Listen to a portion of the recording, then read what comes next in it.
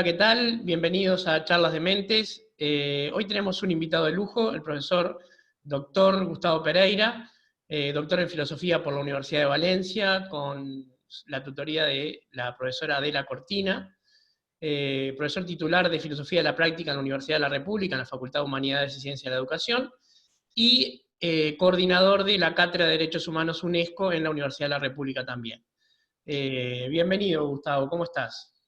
Gracias por la invitación. Un Bueno, placer. muy bien de charlar, o sea, encantado de charlar contigo como siempre. Bien, gracias. Bueno, como habíamos hablado antes, en Charlas de Mentes, la idea es no hacer una entrevista, sino tener una conversación sin brújula y sin guión. Partimos de un disparador y vamos a donde la filosofía nos lleve. Muy bien. Lo que te proponía era arrancar en, pensando la filosofía práctica, la justicia social, qué herramientas tienen los gobiernos hoy para manejar, para gestionar, si fuera una sociedad bien ordenada, la crisis del COVID-19 y sus consecuencias. Bueno, si fuese una ciudad, ahí hay un, en eso último que dijiste, hay Ese algo concepto tramposo. me lo enseñaste vos. Entonces, es claro, porque la idea de sociedad bien ordenada haría que solamente en situaciones excepcionales, muy excepcionales, las personas o los ciudadanos cayeran por debajo de ciertos mínimos sociales, ¿no? Así es más o menos como lo plantea John Rawls. El asunto es que la enorme mayoría de las sociedades del planeta no cumplen con ese requisito y, como ya vimos, eh, ante una circunstancia como la del COVID, en no sé, poco más de 2 meses, las economías del mundo quedaron fuertemente dañadas, con pérdidas del 10% del PBI, 18 en el caso de España. 11,5 proyectado de Inglaterra. Pero lo que ocurre también es que este es el primer evento planetario, por lo menos en lo que yo llevo de vida, y llevo más de 50 años. Sí, sí, definitivamente. Pero creo que también una de las cosas que está muy bien lo que decís, pero creo que lo que esto revela, o lo que nos ha revelado, es la fragilidad de la economía en las sociedades contemporáneas, que aquello que creíamos que era algo relativamente estable, que podía ser más justo, menos justo, pero que era algo relativamente estable con lo que se podía contar para trabajar a partir de eso, bueno, en realidad no lo es, y lo que tenemos es un creciente sentimiento de vulnerabilidad. Es decir, las sociedades contemporáneas han tomado conciencia, o estamos tomando conciencia, quienes vivimos en las sociedades contemporáneas, que somos altamente vulnerables y sobre todo que somos muchísimo más vulnerables de lo que pensábamos. Y ante eso, me parece que hay que pensar en posibles medidas para futuras circunstancias similares a estas. Que van Esta a puede ser venir. la, sí, esta puede ser la primera, la próxima puede ser una crisis climática, que Claro, creo porque que aparte, no, pero una pandemia mismo, era como un partido de fútbol. En algún momento va a haber un gol, no sabés quién lo va a hacer, ni en qué arco, ni en qué minuto, pero es razonable pensar, una pandemia en algún momento va a haber. De hecho, en el siglo ya tuvimos tres, o cuatro, perdón, esta es la cuarta. bien, y ante eso yo creo que tendríamos que pensar como sociedades en mecanismos de protección social, que nos pudieran dejar en una mejor situación ante emergencias de este tipo. Quienes siempre tienen la mejor forma de responder a esto son los países más ricos, simplemente porque tienen más espalda. Eh, Claro. los países europeos tienen el Banco Central Europeo, y bueno, eso América Latina, por ejemplo, no lo tiene. Entonces las medidas me parece que son más urgentes para los países más pobres que para aquellos que no lo son. Y en ese sentido, bueno, creo que hay muchas propuestas, pero una posible, muy interesante, o al menos a mí, para mí se ha vuelto crecientemente interesante a partir de la pandemia, es la de la renta básica.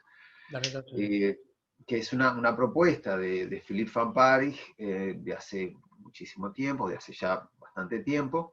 Van Que Parij, ha el sido, tutor de nuestro ministro de Educación y Cultura. sí, sí, sí. Van Parijs fue el director de tesis de Pablo da Silveira en Lovaina.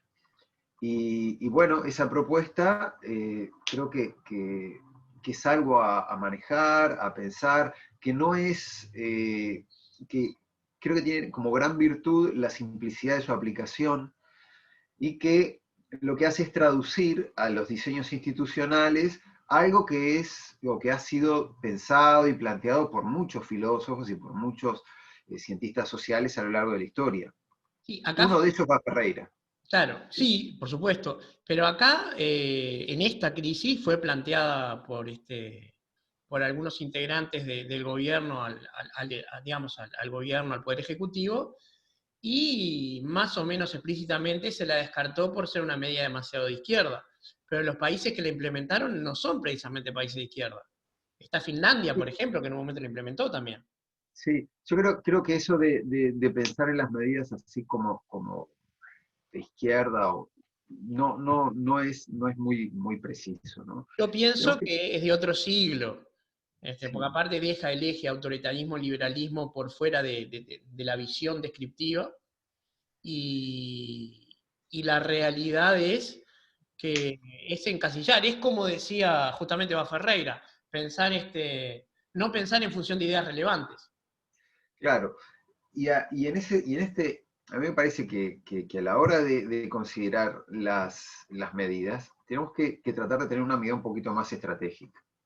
Porque si el objetivo es bajar el déficit fiscal exclusivamente, y eso se cosifica, y el déficit fiscal es el objetivo central, bueno, vamos a tener problemas, porque el objetivo tiene que ser la vida de los ciudadanos.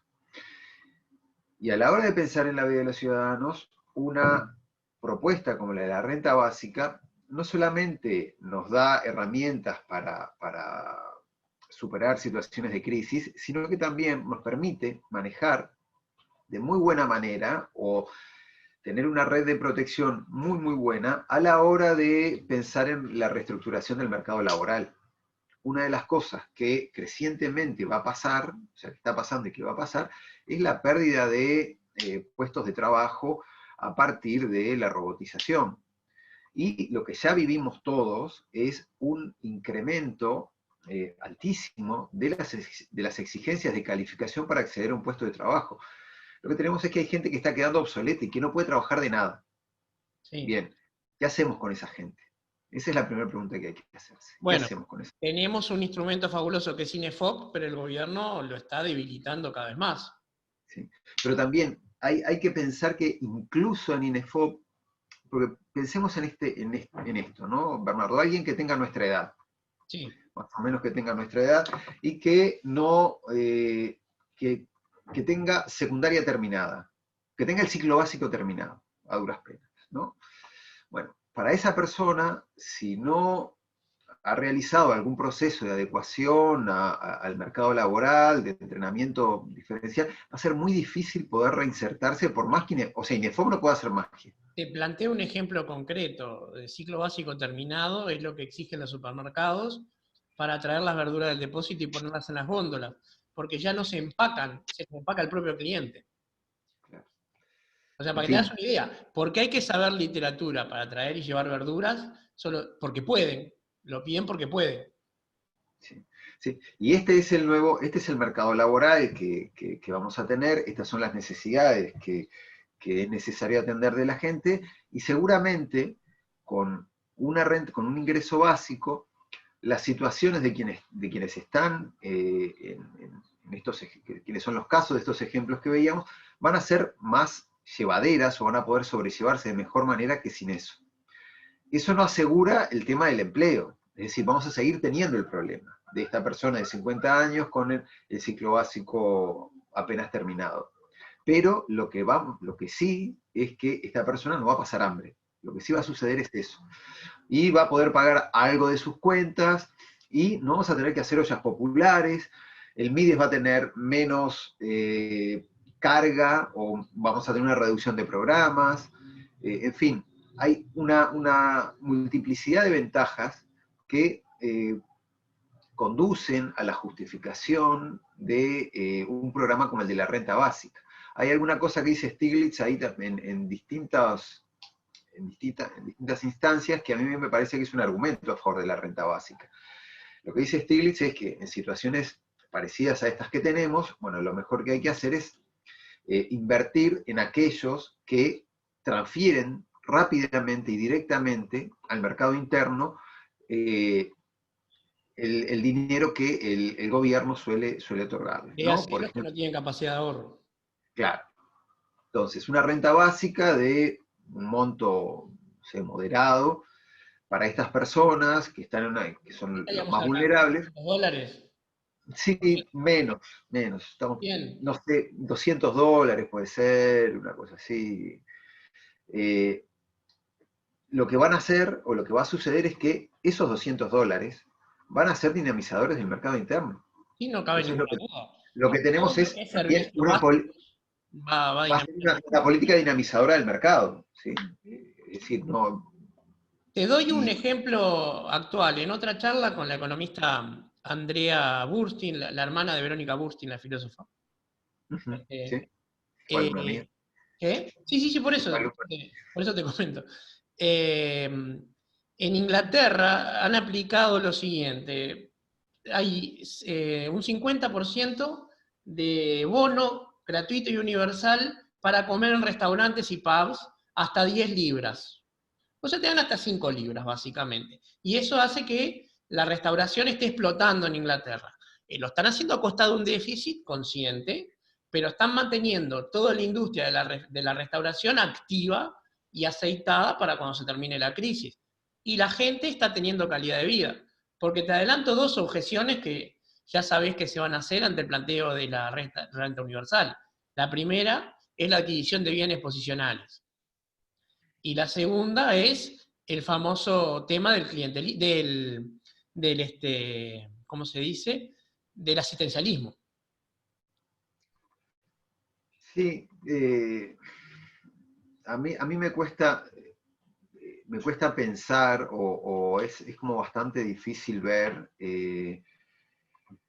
cuáles son los bienes posicionales que se pueden llegar a comprar con una renta de $200, por ejemplo.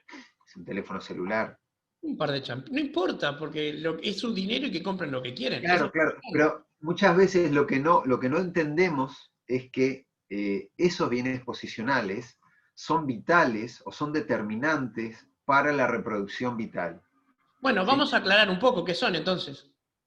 Sí, porque por ejemplo, un celular, es decir, o estos bienes que los pares consideran como relevantes, un celular es además de un bien que mis pares consideran como relevante, es un medio de trabajo, es algo que mantiene comunicada a una persona, es algo que le permite acceder a las redes, que le permite acceder a información, que le permite acceder al mercado laboral, es decir, a las ofertas del mercado laboral. Los deliveries trabajan con el celular, Claro, entonces ese argumento es como de hace 40 años, parece, ¿no? O de 20. Es pero está decir, que el vigente. celular, claro, porque no estamos hablando de un celular que sea de diamantes y de, ¿no? y de platino, estamos hablando de un celular común y corriente como el que tenemos todos nosotros. Y que para una persona es clave, es crucial en este momento del desarrollo tecnológico, el poder contar con uno simplemente para poder coordinar, no sé, con quién dejar a sus hijos a la hora de ir a trabajar, o para conseguir un trabajo, como decía, o para buscar información relevante para sus hijos. Claro, pero el problema es la percepción de ciertos Sí, tomadores de decisiones que no, o no entienden o no conocen el concepto de ciertos bienes que a la persona le significan algo de la esfera del ser y de percepción de existencia y no del tener o de consumo. Un par de championes, te cambio celular, un par de championes de marca, representa mucho más de lo que un burgués acomodado puede entender que representa. Hubo una sí, obra de teatro el año pasado llamada Cheta donde se planteaba este tema. bien. Definitivamente ese es un punto que hace que las instituciones o que quienes se encuentran a cargo de las instituciones crean que pueden tomar decisiones acerca de lo que las personas pueden o no pueden comprar con o adquirir con las transferencias que le realiza el Estado. El otro tema que vos planteabas es el del asistencialismo. Eh, yo creo que las sociedades democráticas, para funcionar mínimamente, o hay dos posibles argumentos para esto que estábamos charlando. Uno sería un argumento, podríamos decir, deontológico, ¿sí? Un argumento que tiene que ver con el valor en sí mismo que tienen las personas, ¿sí? Imperativo Personas, categórico. sí, o sea, la idea de dignidad, esa idea de dignidad que es mucho más fácil percibirla en las libertades civiles y políticas, ¿sí? Que en otras. Pero si alguien se toma el trabajo de mirar el artículo 22 de la Declaración del 48, de la Declaración Universal de Derechos Humanos, bueno, ahí está contemplado también como un derecho humano la protección social y económica, ¿sí? En ese sentido, lo que tenemos es que esa idea de dignidad, que todos rápidamente identificamos con la protección de la vida, con la libertad de expresión, con la libertad de movimiento, también se manifiesta en un conjunto de mínimos materiales que son los que nos permiten ser libres. Entonces, independientemente del asistencialismo o no, independientemente de los bienes posicionales o no, lo que está en juego es la libertad y la obligación que tiene el Estado de garantizar esa libertad. Normalmente, y el presidente es parte de ese discurso, o es lo que yo le he escuchado al referirse a la libertad, creo que tiene que ver con esto que voy a decir. Se entiende la libertad como si alguien estuviera eligiendo papel higiénico en un supermercado. Sí, yo creo que el gobierno interpreta libertad como libertad de consumir. Y eso, claro, y eso es no entender un rábano del concepto. ¿Sí? Es entender muy, muy poco.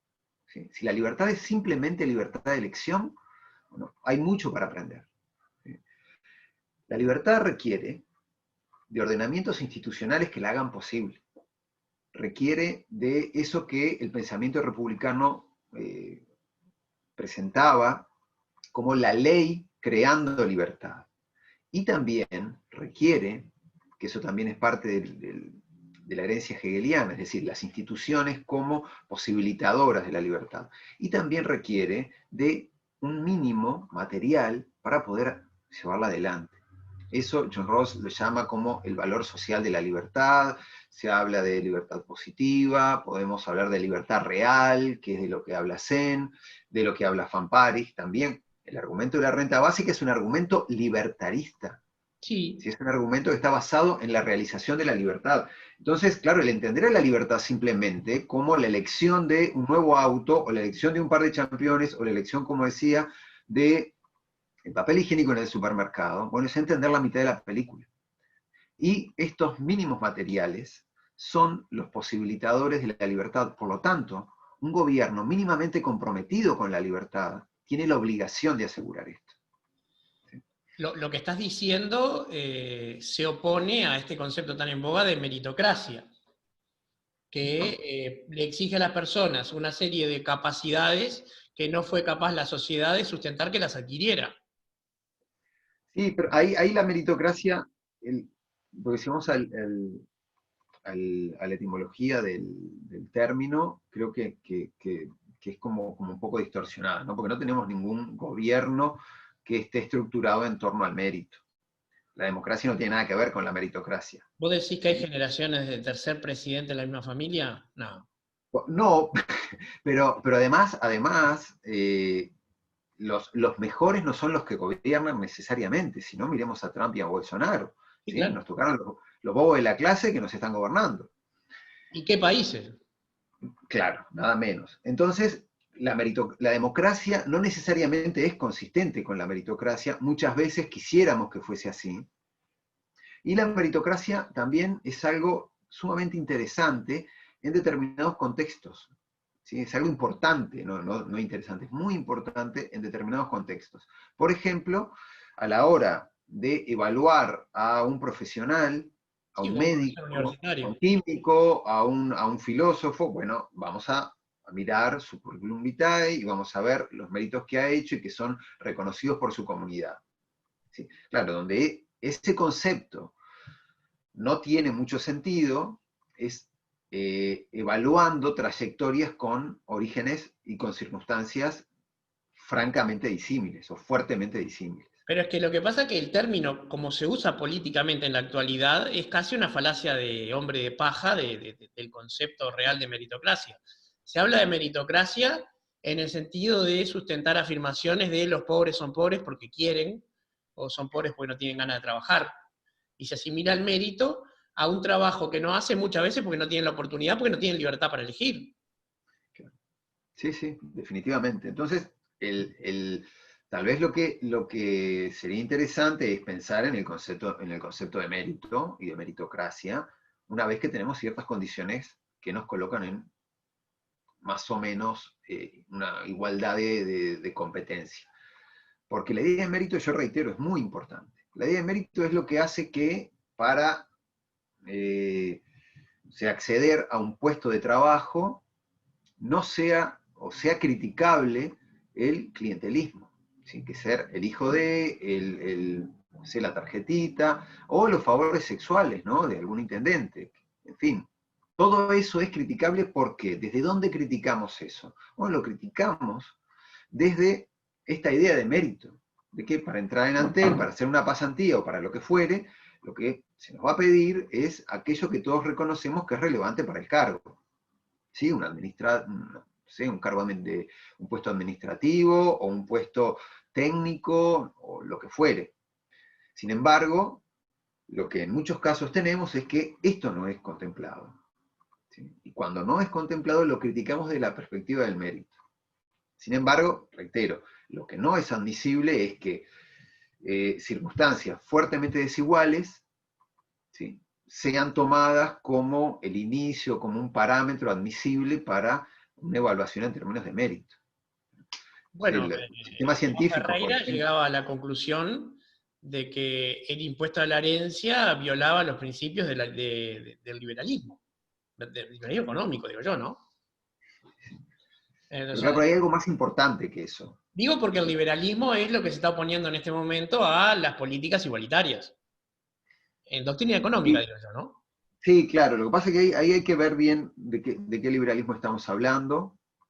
¿Sí? El neoclásico de la escuela de Chicago estoy hablando en este momento. Claro, pero bueno, eso es la mitad de la película del liberalismo Sí, también. sí, por supuesto, yo lo entiendo, sí, sí, sí. Claro, porque seguramente no.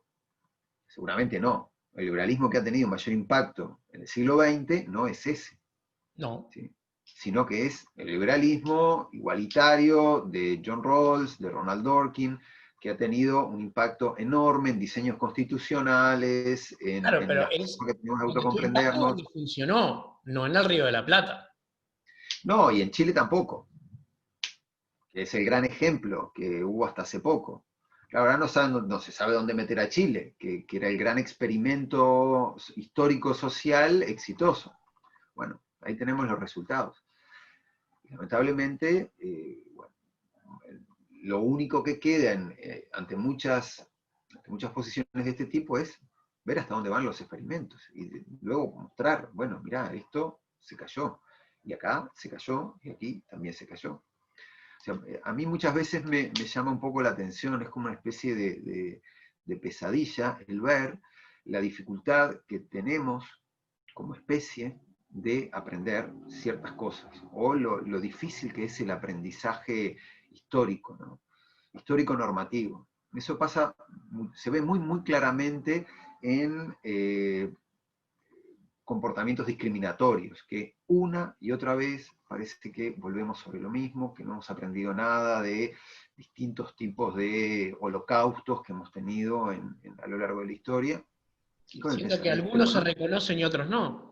Sí, está claro, sí, sí. Y lo peor, y en el caso del pensamiento económico pasa algo similar, ¿no? En fin, es como muy, Te muy, llevo un muy. paso más atrás. La economía, podríamos decir, simplificando un montón, que es administrar escasez, ¿verdad? Hay economía porque los bienes no dan para todos y hay que manejarlo. Se piensa mucho en la economía, pero no se piensa en la hipótesis de eliminar la escasez. Tecnológicamente no es impensable. Sí, bueno, lo que pasa que creo que eso implicaría una transformación sustancial de la distribución. Pero por supuesto, y de Y manejo de bueno, los recursos. El y eso, 25% de la comida que se produce en el mundo se tira. sí, bueno, y eso es difícil. Y tenemos países con hambre. Sí, sí. Ujú. O sea, sí, estamos lejos, ¿no? Como especie, Si Como vienen los lejísimo. marcianos ahora, nos van a considerar una especie inferior claramente. Sí, yo en alguna circunstancia bromeo diciendo que si hay una una superinteligencia artificial, yo la dejo gobernar, porque seguramente lo va a hacer mucho mejor que todos nosotros. Hay varias películas que dicen que eso no es una buena idea. No, claro, ya lo sé. Por eso yo Porque bromeo con suelen eso. ser más Pero claro, newtonianas que yo, kantianas. ¿qué querés que te diga? Yo veo a Trump, a Bolsonaro, y digo, por favor, pónganme, no sé, una Pentium 2 por lo menos, con eso estamos. Sí, sí, sí, con DOS. De hecho, recuerdo que allá en la década del 80, cuando se estrenó la película Volver al Futuro, cuando el protagonista viaja a cuando sus padres eran jóvenes, las personas que vivían en esa época les parecía un mal chiste que el presidente fuera Ronald Reagan. Y hoy Ronald Reagan es un estadista comparado con lo que tenemos. Por favor, tenés Roosevelt y Reagan comparado con Claro, él. completamente. Aquello de que otro vendrá que bueno te hará, parece que en política ¿No? lamentablemente funciona. Pero, Gustavo, ¿no? ¿Qué alternativas tenemos? ¿Qué se puede implementar? La renta básica universal, estoy completamente de acuerdo, sería un puntapié fundamental para dar un piso. Pero se necesitan mover algunas estructuras. Hay algunas. Sí, eso va atado, ese tipo de medidas van atadas a todo un ajuste del sistema fiscal, ¿no? De las políticas impositivas. Es decir, es algo que se mueve en conjunto.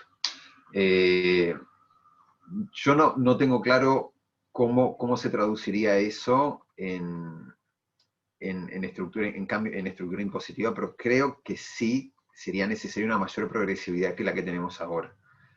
Es decir, que la Que los sectores progresividad más paguen más.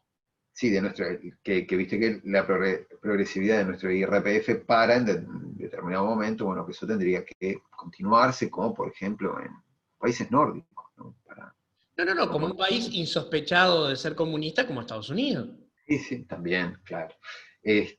Y esa es una de las cosas que tendría que venir atado con esto. Eh, pero después hay, en fin, el poder visualizar soluciones grandes es bastante difícil. Creo que vamos a seguir teniendo empleos precarios, vamos a seguir teniendo, independientemente de la renta básica, ¿no? Que vamos a seguir teniendo eh, sueldos con una remuneración no muy alta, al menos en Uruguay, ¿no? Creo que eso es algo que nos afecta en tanto economía, no sé, de mediano porte, ¿no? O de pequeño porte, pero en términos relativos para los que somos y demás, estamos lejos de convertirnos en un país rico. ¿Sí? O sea, Uruguay sigue siendo un país pobre y para salir de la pobreza, bueno, es necesario, estas cosas las explican mucho mejor Los economistas. los sí, por supuesto, ¿no? Pero una fuerte inversión en tecnología, una fuerte inversión en educación. De alguna manera ahora hemos visto algunos de los posibles resultados, pero la inversión en educación en educación superior, ¿no? Es Ese algo fue un que, gran debe de los últimos gobiernos. sí, La inversión en educación con monitoreo de resultados de la educación, ¿no? sí, pero sí, en términos de educación superior, que es lo que yo conozco más, lo que tenemos es una duplicación de posgrados, un incremento sustancial del egreso, eh, incremento sustancial de inversión en investigación, mejora salarial, ni hablar, Ni hablar, sí, por supuesto. sistemas de becas. Hoy, una cosa que cuando yo era estudiante era completamente impensado, y de hecho yo tuve que beneficiarme de una beca que daba un gobierno extranjero, pero hoy los estudiantes universitarios uruguayos tienen la posibilidad de hacer sus posgrados con becas del Sistema Nacional de Becas, de cualquier universidad. La Universidad de la República también tiene las suyas, pero un chico de cualquier universidad va a hacer su maestría y puede acceder a una beca del Sistema Nacional de Becas. Eso es un elemento igualador. Sí, definitivamente. Pero además es algo que crea recursos humanos para el país. Tenemos más técnicos y mejores. Lo que me lleva a plantearte un problema algo apartado de lo que veníamos hablando, que es una cierta impronta antiintelectual que estoy notando en la sociedad, ya no uruguaya, sino en general, y en las redes sociales. Que por un lado, la gente sale corriendo al médico cuando le duele el estómago, y por el otro lado, en las redes sociales replica cosas como antivacunas y cosas por el estilo. Pero hay como un ver con desconfianza al intelectual en este momento. Y bueno, es eso que dijo Eco, ¿no? Lo de darle Las voz redes al tonto. sociales le dieron voz a un montón de idiotas. Sí, no, al tonto del pueblo, ¿no? A eso que se suele, que se solía denominar como el tonto del pueblo. Tiene eco y, bueno, creo que una de las cosas tal vez positivas de la pandemia es que coloca a la ciencia en su lugar, en un lugar central, ¿sí? Al conocimiento científico. Es decir, no hay forma de poder enfrentar a esto si no es con el conocimiento científico y con el conocimiento técnico. Y Y yo Uruguay creo lo que ha la hecho muy creación del bien. GACH es algo extraordinario.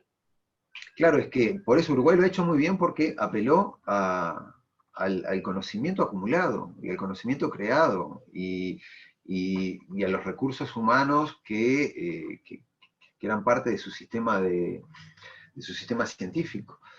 En otros países también han hecho esto, pero para Uruguay esto es algo relativamente novedoso. Sí, sí lo es. De hecho, varios de los nombres de los que hoy forman el GACH, que son más de los tres iniciales, son más de 18 en este momento, muchos se empiezan a conocer recién ahora. Claro, claro. Tenemos eminencia verdaderamente, Henry Cohen es un protagonista a nivel mundial de la astrometeorología, o Rafael Radi, que pertenece a la Academia Norteamericana de Ciencias. Y no Sí, eran nombres. Antes pero conocíamos más a las vedettes argentinas que a nuestros científicos. te voy a decir, una amiga que tenía, que es una profesional de la medicina, en un momento yo le hablé del laboratorio de Radi, me dice, ¿quién es Radi? O sea, en un momento te quiero decir, hace 5 años. Otra Hoy, vida. claro, definitivamente, pero hoy todo el mundo sabe quién es, su relevancia, y eso es muy importante porque a través de él y de los otros científicos que están en el GACH, lo que se ve es la proyección del conocimiento que se produce en Uruguay, que es una proyección que tiene impacto internacional. Son científicos de primerísimo nivel. Y bueno, y eso tiene que convivir con esto otro que vos me decías, que son estas cosas que se dicen en las redes, pero en las redes se dicen cualquier cosa, ¿no? Claro, Hay, pero hay, sobre todo, hay dos fenómenos, digamos, que son particulares de esta época. A mí me impacta mucho lo que dice José Pablo Feynman, que cada época tiene su sujeto histórico y la filosofía que la describa tiene que describir a ese sujeto histórico. Y el de esta época es la persona que tiene los pulgares hipertrofiados de usar el celular. Y me llama la atención primero el desprecio por la libertad de la cultura de la cancelación. Y segundo, la proliferación de la pseudociencia, reclamando a los Feyerabend un estatus igualitario respecto a lo que llaman la narrativa oficial. O sea, la ciencia en algunos foros es considerada una narrativa. bien, pero claro, las narrativas, todas las narrativas, en algún momento tienen que justificarse a sí mismas, ¿no? Tienen que poder contrastarse con el mundo. Y bueno, a la hora de tener un paro cardíaco, llámalo como quieras, pero la narrativa esta es la que se encarga de salvarte. O si tienes una enfermedad crónica, ¿sí? No solo un evento, sino algo que te afecta durante toda tu vida, que es una cosa bastante usual o que le acontece a mucha gente, bueno, ahí esa narrativa lo que hace es intervenir en el mundo, en tu mundo, y hacerlo mejor o más llevadero, o te permite sobrellevarlo. Entonces, también, ahí, claro, la palabra narrativa es una narrativa o relato, creo que es algo bastante difícil de aplicar o justificar al campo científico, ¿no? Es decir, reducirlo a una narrativa. Pero si se hiciese eso, lo que tenemos es que esta narrativa lo que hace es permitirte intervenir en el mundo exitosamente, cosa que difícilmente las otras puedan Sí. hacer. Yo te hablo de narrativa en el sentido de Lyotard, ¿verdad? Cuando se caen los grandes relatos, viene la época de los pequeños relatos. Y el problema es el relativismo de poner una cosa al lado de la otra. Yo te puedo asegurar que en este momento hay movimientos políticos importantes que apoyan narrativas pseudocientíficas que se oponen a la ciencia. Te doy dos ejemplos.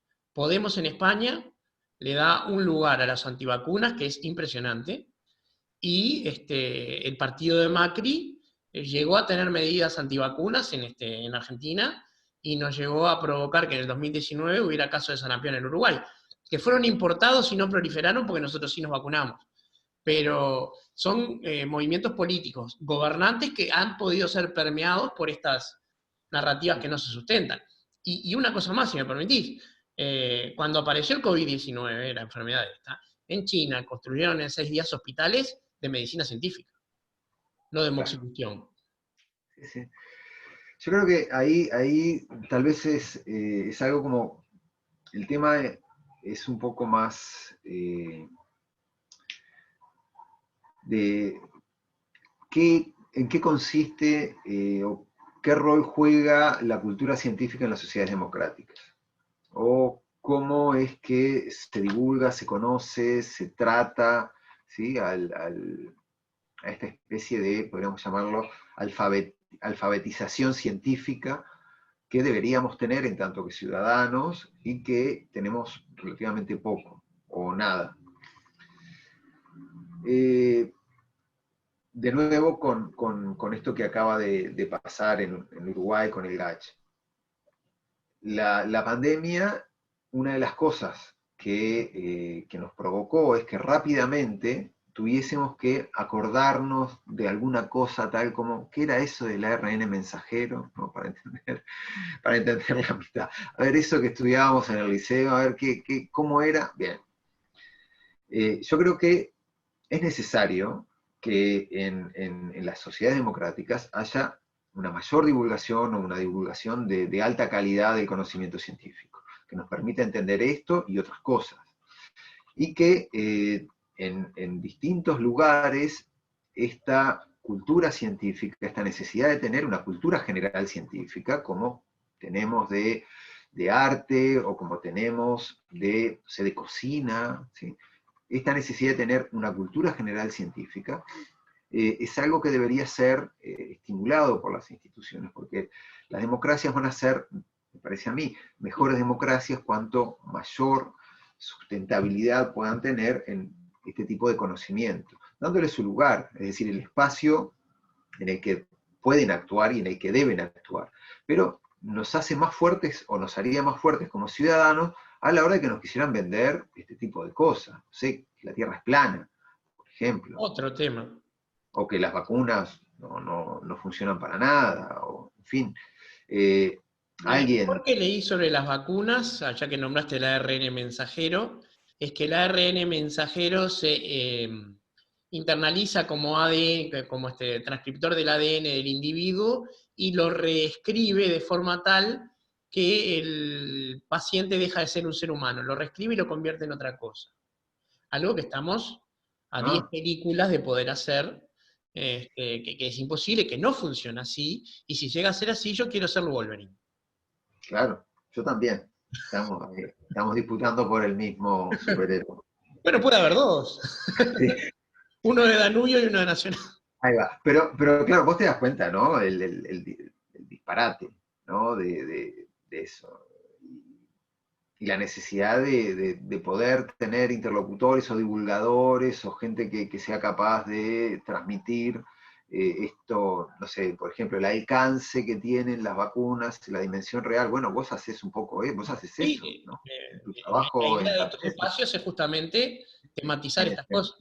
Sí, sí. Y Leo Lagos, yo creo que debe ser también, hace poco, hace relativamente poco, él tiene como un trabajo, creo que muy novedoso en prensa escrita, que lo que hace es divulgar investigaciones que se realizan en Uruguay, que nadie tiene ni idea de No que... solo eso, Leo Lagos tiene la constancia de salir él al campo a veces a Sí, sí, participar de algunas investigaciones. Es sí, sí, fabuloso el trabajo de Leo.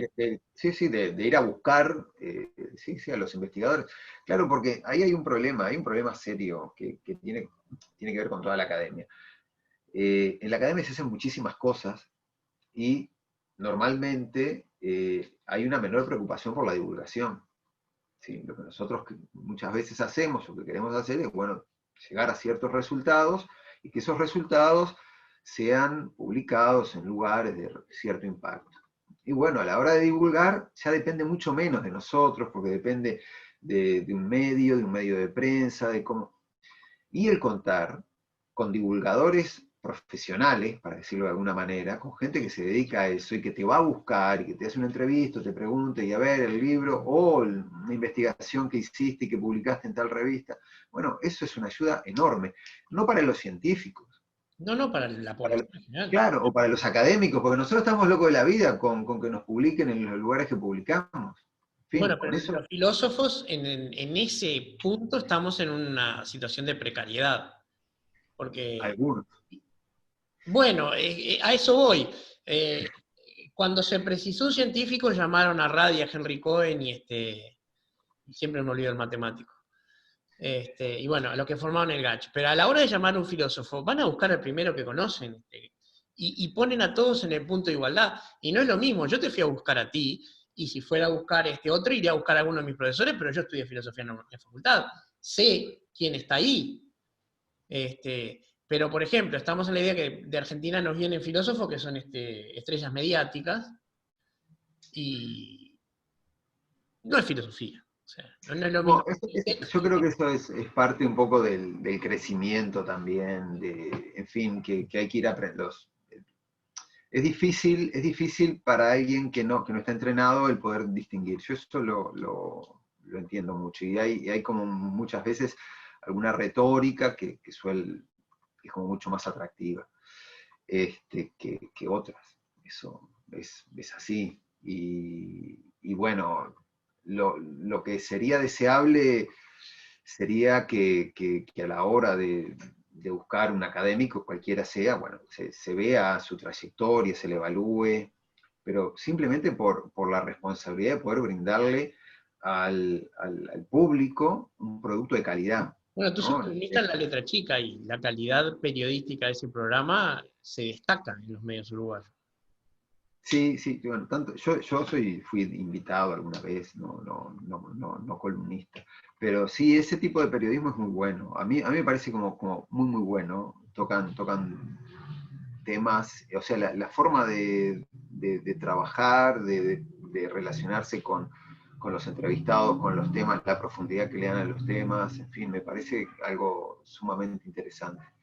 Y en otros lugares, en otros programas, lo que ves es como una especie no sé, como de Sanate, circo te lo digo mediático, para, sí, para liberarte de la sí, carga. sí. El gran problema es, el conocimiento científico tiene, como decías vos, la contrastación. Si yo me presento como ingeniero y se me caen las casas, pues bueno, lo haré una vez y punto. Si Claro. soy cirujano y se me mueren todos los pacientes, al rato dejaré de operar. Pero la filosofía es un sistema poderosísimo de generación de conocimiento, pero que pasa por otro lado. Sí, bueno, también lo que los filósofos tienen es una especie de validación comunitaria, ¿no? Entonces, Paris.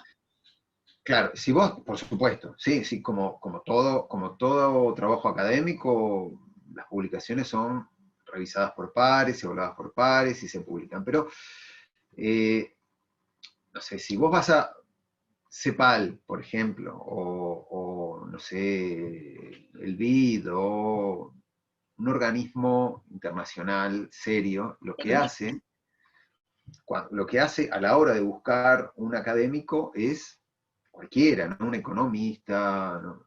Lo que es mirar su CV, dónde están las publicaciones de impacto.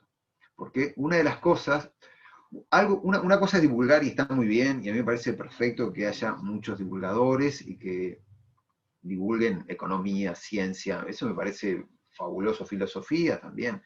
Ahora, si vos vas a buscar a alguien para un trabajo especial, una consultoría o lo que sea, bueno, ahí lo que tenés que mirar es su currículum, dónde ha publicado, qué ha publicado, en fin, cuál es el rol en la academia, su reconocimiento internacional. Son como distintas tareas, ¿no? Y a mí me parece que hay que respetarlas todas, pero que cada una tenga su espacio, o Y al yo, menos yo no quien, hablo quien de va a no competir. respetar la tarea porque soy divulgador y obviamente la divulgación es una tarea específica dentro de la ciencia que implica consumir el trabajo de otros, o sea, tomarlo como insumo y traducirlo a un lenguaje no técnico, no profesional. Pero es muy importante entender que cuando estamos haciendo divulgación, ni estamos haciendo ciencia ni estamos haciendo filosofía. Es como la broma de Sábato sobre la teoría de la relatividad. ¿La Ujú. conoces? No, Una persona, Sábato cuenta que una persona se le acerca, era físico, se le acerca a Einstein y le dice que le explicara la teoría de la relatividad en términos sencillos para poder entenderla. Entonces sí. Einstein trae un pizarrón, empieza a hacer una explicación y decía, no entiendo. Le saca una ecuación, le pone algún ejemplo más, no, sí o sin entender. Sucesivas simplificaciones después, la persona decía, ah, bueno, esto sí lo entiendo. Bueno, pero esto ya no es la teoría de la relatividad. O Sí, sea, sí. hay un límite, hay una tensión entre la simplificación y la pérdida de contenido que la divulgación lo maneja como parte de su trabajo, de su esencia. Sí, y grandes científicos, o grandes filósofos, o grandes académicos pueden ser pésimos divulgando. ¿Sí? Kant. Esa es una posibilidad. Y hay grandes divulgadores que no tienen producción de conocimiento. También, eso es como. Y hay algunos privilegiados que tienen las dos cosas. O sea, Sí. de la Cortina, por ejemplo, ¿no? Que vos es que tiene una gran producción de conocimiento, y cuando Adela expone, y bueno, cautiva a su público, siempre. Es como una especie de regla. Entonces, bueno, tenemos Hagamos esa. justicia en este momento que se está usando, abusando de la palabra aporofobia, y digamos que ella fue la que inventó y elaboró el término y su contenido actual, ¿no? Hace más de 20 años. Sí, sí, sí, sí, le llevó mucho tiempo, pero sí, es una creación de ella que hace ya bastante tiempo, al menos en su entorno, es conocida, es manejada. Y bueno, y este libro que ella publicó tuvo un impacto enorme, ¿no? Principalmente porque lo que hace es ponerle nombre a un tipo de discriminación, que tenemos muchas. Pero esta simplemente no tenía nombre. La porofobia lo que hace es identificar a un tipo de discriminación. Sí, es Y interesante, eso había un es, ejemplo muy choqueante respecto del problema de la islamofobia, que no se manifestaba con los jeques árabes que llegaban en su avión privado. claro, Eran tan musulmanes como los que venían en la pantera de África. claro. Sí, sí, sí. Sí, sí, tal cual. Sí, sí, bueno, y la xenofobia que es con el pobre, ¿no? Porque cuando va, no sé, Cavani o Suárez a algún equipo europeo, no hay ningún tipo de xenofobia, o algún, no sé, Messi o una estrella del fútbol brasileño. Este, entonces, bueno, eso es una contribución importante, muy importante. Y lo que Adela tiene también es una capacidad enorme, que se lo puede ver en cualquier video de estos que hay en YouTube, ya presentando lo que sea, que lo hace de una forma espectacular, ¿no? Se compra todo el mundo. Bueno, la capacidad oratoria es un atributo deseable en el filósofo, ¿no? La Sí, capacidad de... sí, sí, pero Adela tiene algo más, y que es como que tiene un discurso muy seductor, ¿no?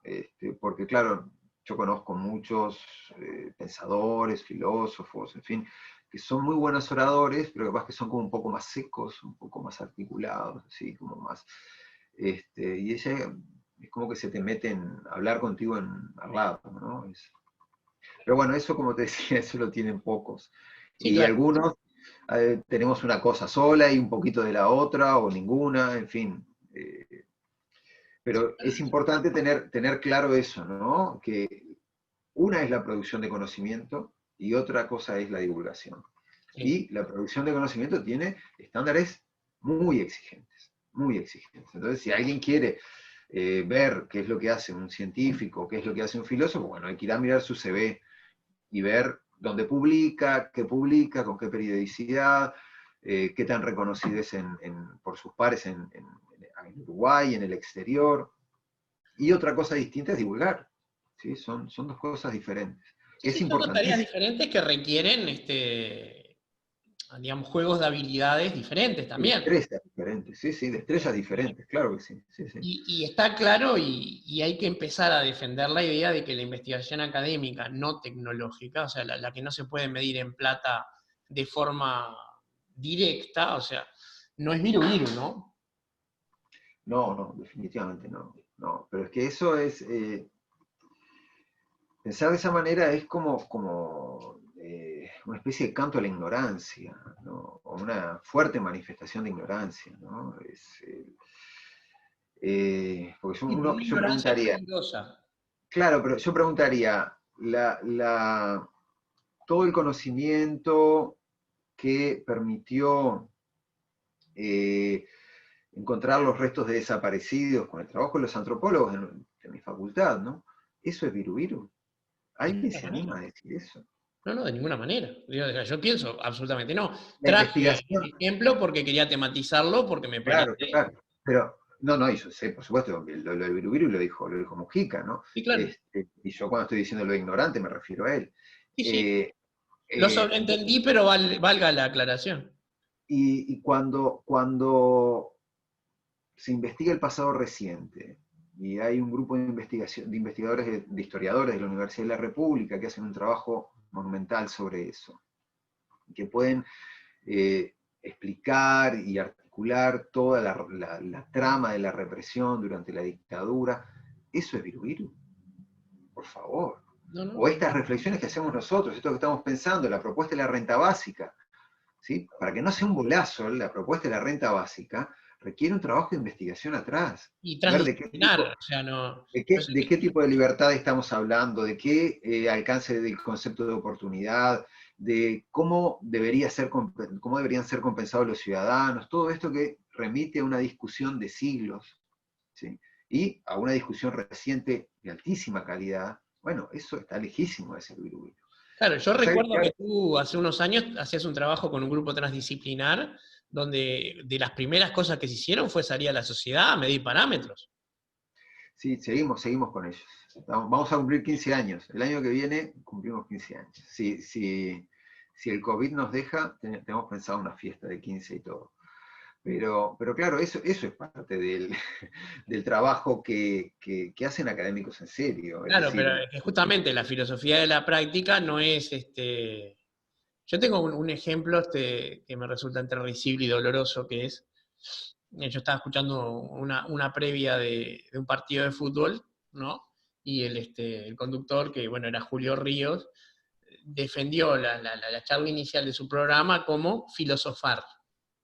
ah, qué bien. O sea, pero quiero decir, El colega Julio Ríos. el colega Julio Ríos, que el viru viru es algo parecido a la producción académica, de alguna manera también sostiene que la famosa filosofía de boliche es filosofía, cuando no es. Wimpy decía, la Universidad de la Calle me hizo lo que soy, un adoquín. Definitivamente. Sí, Sí, sí, sí. pero Sí, quiero decir, parte de mi cruzada, si se quiere, es rescatar el valor de lo académico y bueno, y aportar desde este tipo de las charlas de mentes, justamente, de poder plantear temas que de otra forma no saldrían al tapete.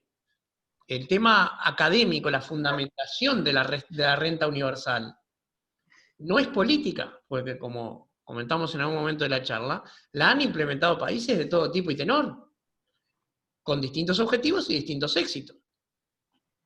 sí, sí. No, y sobre todo yo creo que lo interesante es eso que se llama fundamentación normativa. Hablamos de normatividad, la gente normalmente piensa en el derecho, en un montón ¿no? de artículos o de leyes o de regulaciones, y en realidad el término normativo y la normatividad refieren al deber ser, ¿sí? Aquello que nosotros, en tanto que ciudadanos o en tanto que personas que compartimos un cierto espacio vital, acordamos que deberíamos hacer conjuntamente, a lo que deberíamos aspirar, o a lo que se nos debe, o lo que nos debemos los unos a los otros. Esa fundamentación normativa es la que justifica una propuesta como la de renta básica u otra. Y también dentro de ese espacio de la normatividad se puede argumentar en contra también. Pero claro, son justificaciones o son intervenciones de un tenor que no es el político partidario, no es que, bueno, esto es de fulano, esto es de mengano, esto lo va a hacer. No, son justificaciones de carácter teórico normativo que remiten a nuestra condición de iguales, que remiten a esa idea de dignidad de la que yo venía hablando, que remiten a la idea de libertad, que son conceptos que articulan nuestra forma de entender la vida práctica, ¿sí? La forma que tenemos en nuestra época de entender lo que nos debemos los unos a los otros, ¿sí? En tanto miembros iguales de una sociedad democrática. Y ahí es donde ese es el espacio donde se dan este tipo de discusiones.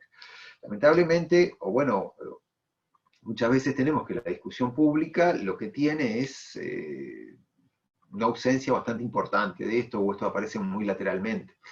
Es obvio que la discusión pública no puede estar animada exclusivamente por un diálogo académico, filosófico, por una intervención académica filosófica, pero es deseable, o sería muy deseable... En la sofocracia de Platón, sí. Sí, bueno, ahí sí. Pero en estas democracias que tenemos, por lo menos sería deseable tener una intervención más o menos, o tomar ese producto que sale también de las discusiones dentro de la academia, porque es Nadie aprovechar los recursos que se seamos invirtieron. la única voz, pero rogamos no ser una voz ausente.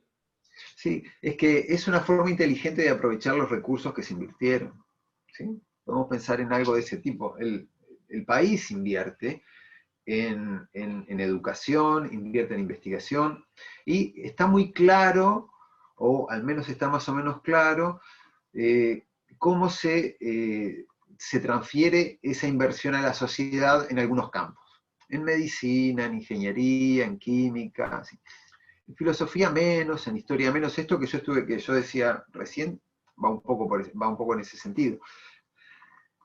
El apelar a el conocimiento que producen los filósofos o que han producido los filósofos es una forma de aprovechar o de tomar como insumo para la discusión pública esa inversión que se ha hecho durante muchísimo tiempo. ¿Sí? Nosotros lo que producimos, lo que escribimos, lo que publicamos, es el producto de la inversión que hacen los uruguayos en nuestro trabajo. Entonces, ¿qué más querríamos, primero los filósofos y luego los ciudadanos, que aprovechar aquello en lo que hemos invertido? Sí, Sí, sin duda. Pero aparte, Luis Carroll en el libro Alicia en el País de la Maravilla, cuando Alicia se encuentra con el conejo que venía apurado, le dice, ¿qué camino debo tomar? Y el conejo le pregunta, ¿hacia dónde vas? Y Alicia le dice, a cualquier parte. Bueno, cualquier camino te llevará. O sea, alguien tiene que estar pensando hacia dónde son las alternativas posibles que deberíamos ir. Y no solamente desde un punto de vista de mirar el déficit fiscal. sí, sí. Sí, que aquí hay Hay que cosas mirarlo, bastante... ¿no? Ojo, nadie lo niega. Sí, hay cosas como bastante interesantes, ¿no? Muchas veces lo que nos pasa es que quedamos atrapados por algunas ideas, por algunas imágenes, ¿sí? Entonces, lo que a mí me queda clarísimo es que el gobierno que quiere reducir el déficit fiscal, la intención o el objetivo es que la reducción del déficit fiscal lo que va a generar es una mayor dinamización de la economía. ¿Sí? Yo no puedo atribuir otra cosa. Sin embargo, muchas veces nos pasa a todos, ¿sí? A todos, que tenemos una idea y esa idea pasa a ser como cosificada. En lugar de ser un medio para, se convierte en el fin.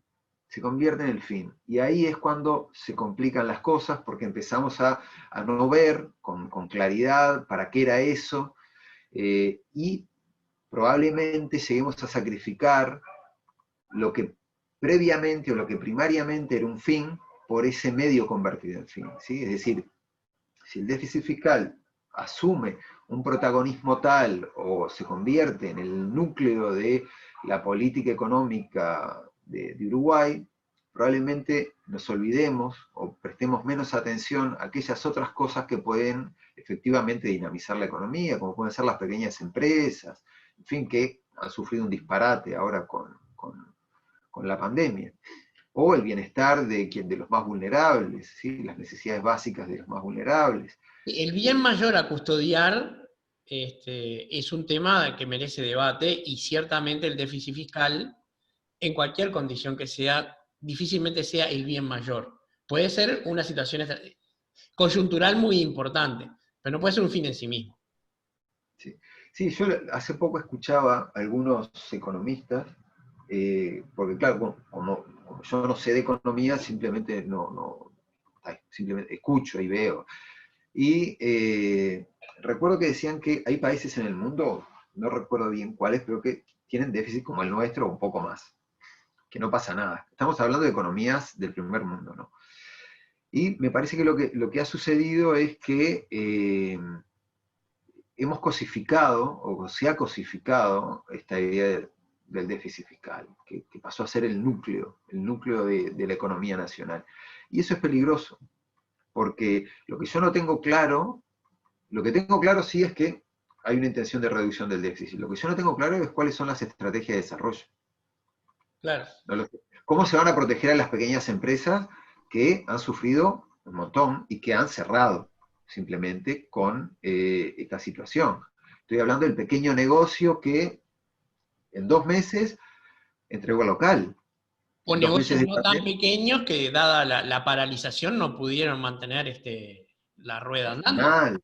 Claro, sí, sí, o tuvieron que reducir personal y se incrementó el desempleo. Por eso, esas pequeñas y medianas empresas, que son las verdaderas dinamizadoras de la economía, eh, a mí no me queda nada claro cuál es la estrategia del gobierno, que seguramente la tiene, para que sean el motor de la economía, porque el motor de la economía no es un hacendado que tiene una tasa de empleo bajísima, ¿no? Creo yo, Y de generación de valor agregado también muy baja. mínima. O sea, para él sí, No, no, para claro, él, para él sí, pero pero hemos llegado a vender vacas vivas. claro, lo que transfiere a la sociedad es mínimo, ¿no? Es relativamente poco, comparado con ese mapa de empresas medianas y pequeñas, que son las que generan empleo, las que dinamizan la economía, en fin. Y a mí no, me parece que el objetivo del déficit fiscal ha marginado la preocupación que debería tener todo gobierno por proteger a los verdaderos protagonistas de la economía, ¿no? Que son estas empresas medianas y pequeñas. Sí. Gustavo, ¿sabes que se nos fue una hora en la cual yo seguiría todo el tiempo hablando, pero no quiero abusar de tu tiempo más? Te pido un comentario final y te agradezco muchísimo este rato en Charlas de Mentes. Bueno, muy bien. Bueno, no, encantadísimo de hablar contigo. Y bueno, creo que, no sé, como comentario final, a mí lo que últimamente me ha sorprendido muchísimo, me preocupa muchísimo, es esto que te decía casi al inicio, ¿no? Es la sensación de enorme vulnerabilidad que tenemos, que creo que todos tenemos, a partir de la pandemia. Creo que eso nos hace. Hubo unos cuantos filósofos tirando cualquier fruta cuando empezó la pandemia, que bueno, la pandemia nos Sacaron un iba. libro preta por té. Al final íbamos a terminar siendo todos solidarios y más justos o no, en fin, esa cosa del filósofo, del horóscopo filosófico me parece mala, muy, muy mala. Pero lo que sí hace, es decir, independientemente de andar leyendo el horóscopo, lo que sí ha hecho esto es, me parece que volvernos conscientes de nuevas circunstancias, ¿sí? de una vulnerabilidad muy, muy grande en términos económicos, en términos sanitarios, en términos sociales. Muy rápidamente volvieron, en Uruguay volvimos a tener ollas populares. Yo tuve que explicarle a mi hijo tiene 19 años, tuve que explicarle lo que era una olla popular. Claro. Y tuve que explicarle lo que era una canasta de alimentos. Él pensaba que era una canasta de verdad. ¿Sí? Claro. Entonces hubo que volver a explicar cosas que creíamos que... Bueno, ahí tenés un concepto que en el siglo XXI no tiene sentido, canasta de alimentos, o sea, con lo fácil que es Claro. en una sociedad con inclusión financiera distribuir recursos de otra manera. Sí. Pero bueno, a mí creo que el sentimiento de esta época es ese, el de enorme vulnerabilidad, el de gran vulnerabilidad ante las circunstancias, ¿no? El pensar que teníamos todo más o menos ordenado, o que sí, que vivíamos en una sociedad que requería mucha más justicia, pero que de repente quedó todo como muy patas para arriba, ¿no? En mi caso particular, mi hijo está en Barcelona todavía. No puedo volver. No, ahora vuelve en un mes y poco, ¿no? Pero y así le ha pasado a muchísima gente, ¿no? Familias separadas, familias que pasaron a tener necesidad, la vergüenza de tener que ir a una olla popular, en fin. Afecta la dignidad humana, ¿no? Sí, claro, porque hay toda una cosa con esto a mí hay algo que me molesta un poco, y es todo esto de la solidaridad, esta explosión de solidaridad que hubo en Uruguay, ¿no? Con canastas, UI, con empresas, la alimentación de los ciudadanos es un problema de justicia, no es un problema de solidaridad, es una obligación del Estado, ¿sí? Entonces, creo que eso es lo importante. La solidaridad está muy bien, pero quien está en falta es el Estado, son las instituciones, ¿sí? Y esa vergüenza que padece alguien que tiene que ir a comer a una olla popular es algo, es decir, es una vergüenza para el país, es una vergüenza para las propias instituciones. Y eso es lo preocupante, ¿sí? Es decir, lo preocupante es cómo en tan poco tiempo pasamos a tener esta situación, y creo que esto de alguna manera nos coloca ante lo que puede ser el futuro, que en este sentido no es nada promisorio. Y deberíamos pensar en diseños institucionales que nos protegieran ante situaciones similares que pueden volver a pasar. Que van a volver a pasar. Sí. Gustavo, te agradezco muchísimo. Te molestaré en alguna otra oportunidad, casi con seguridad. Y bueno, seguiremos pensando qué es lo que hacemos, ¿no? Muy bien. Bueno, gracias. Random. Il cinema per me è il mio modo più naturale di realizzarmi. I'm much more comfortable criticizing people behind their backs. Al otro, a Borges, es a quien le ocurren las cosas. Porque nada mejor que una buena historia.